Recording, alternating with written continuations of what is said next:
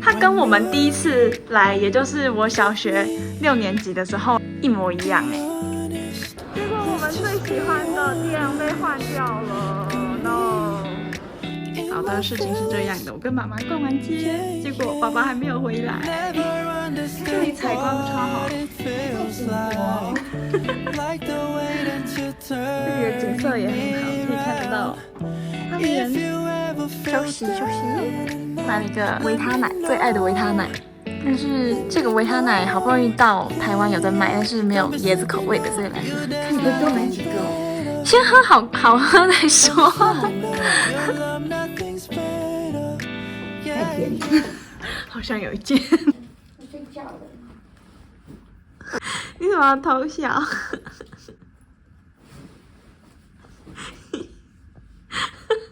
你看不到了吧？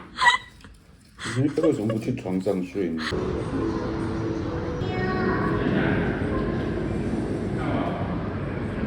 这就是我的大学同学，我们是瑜伽社的澳门朋友。以前就一直说我要来澳门找他玩，就疫情的关系，害我都不行。好不容易终于买到了，咖啡。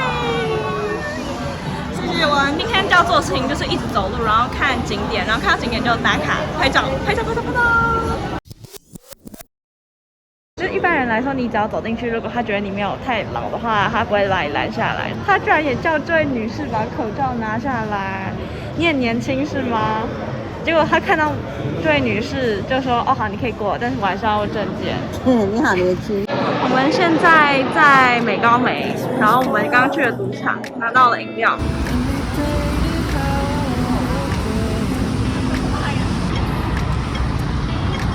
现在要出发去路环吃蛋挞，虽然在威尼斯人里面就有安德鲁蛋挞，但是昨天去的时候排超多人，而且大家都说还是总店的最好吃。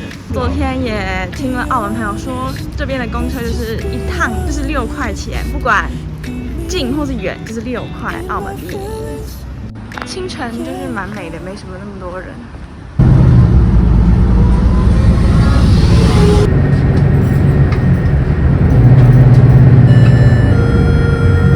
一下公车就知道怎么走。早安。哦，这边还有披萨。这边就是路环，路环是工业蛮王妃。我们每次来澳门的时候都会来这里，因为这里是一个很清幽的地方，就是在海边。虽然是一个观光景点没错，但是不知道为什么，但人就是不是很多。葡萄牙式的建筑五颜六色，这些名字都很酷，音调像。我记得关野街那边还有一个恋爱巷。安德鲁蛋挞的店，热咖啡。来看一下 avocado and coconut milkshake， 看起来很厉害。但是来这里就是要喝澳门学长推荐的咖啡。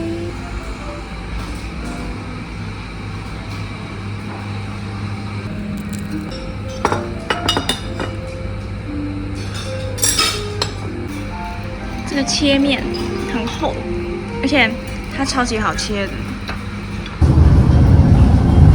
哇，你看妈妈，这个天空会动哎，这个云会飘哎，跟那个威尼斯的不一样。而且还有水族箱，虽然不是很懂。